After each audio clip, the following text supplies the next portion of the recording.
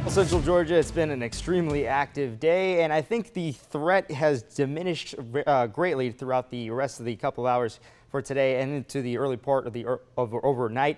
But we do have an updated level 1 out of 5 risk for our most southwestern counties, so Macon, portions of Dooley and Crisp County, and portions of Upson and Taylor County. I think the risk overall for Upson and Taylor County are lower because they experienced the storms earlier. But Macon County, Dooley County and Crisp County, I think they have a chance of seeing some potentially strong storms during the overnight. But if you're not within this risk, then it looks pretty good for you. I think you could go fast asleep until tomorrow morning. We also have a level 2 out of 5 risk for the southeastern counties for tomorrow. And this is covering the system that has stalled and now will move more towards the southeast, potentially giving us strong to severe storms for this area in the level 2 out of 5 risk for severe weather. So let's go over the satellite and radar. We're seeing some steady rain for places such as Baldwin County going into Hancock and the northern portions of Washington County, but we're seeing a brief lull within Bibb County, Monroe County, and Crawford County. But we do have this batch of rain coming in, but I think that'll provide some steady rain and some rumbles of thunder, maybe a strong storm for those areas under that level 1 out of 5 risk for severe weather. So our weather impact alert still carries on into tomorrow as that front is stalled. It will continue to move more towards the east, so we'll have gusty winds and potentially flash flooding and maybe a tornado risk for the level 2 out of 5 risk, so the southeastern counties. So text the word plus to 478-752-1309 and we'll send an explainer on how to download the app to your phone. Go ahead and get it now as we continue to track these storms.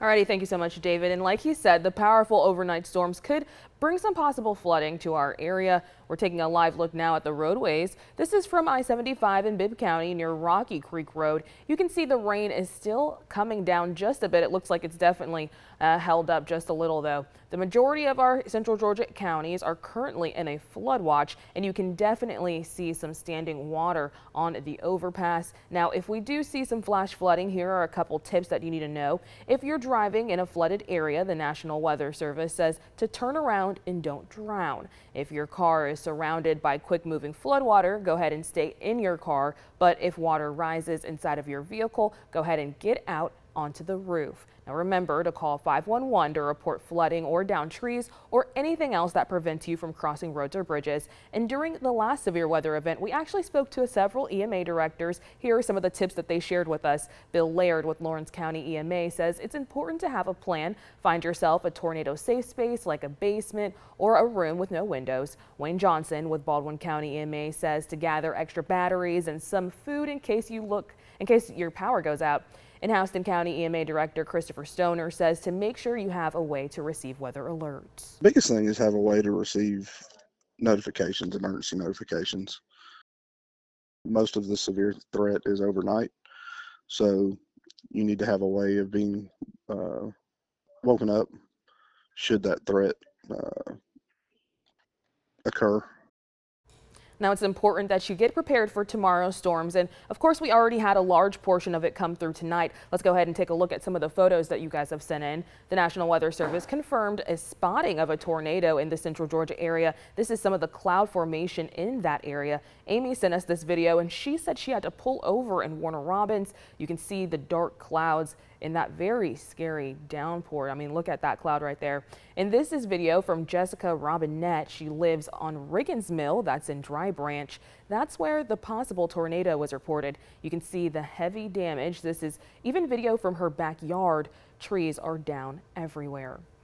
And this is the site in Twiggs County. It's on Georgia State Route 87. Leslie Cole sent this in, and you can see some trees were even ripped out of the ground. Now, we actually spoke to Twiggs County EMA Director Sean Hart, and he tells us they responded to about 7 roads with fallen trees, but despite the strong weather, they have nothing major to report. We're very fortunate, I know that we have trees down in the roadways will in some instances delay your travel, but, we're lucky that to this point no lives were lost and we don't have a whole lot of damage to report in the properties. And let's go ahead and take a last look at power outages across the state. You can see it's actually a pretty good outlook. Only about 5,000 people are currently without power in Georgia. Just under 500 of those are right here in Central Georgia.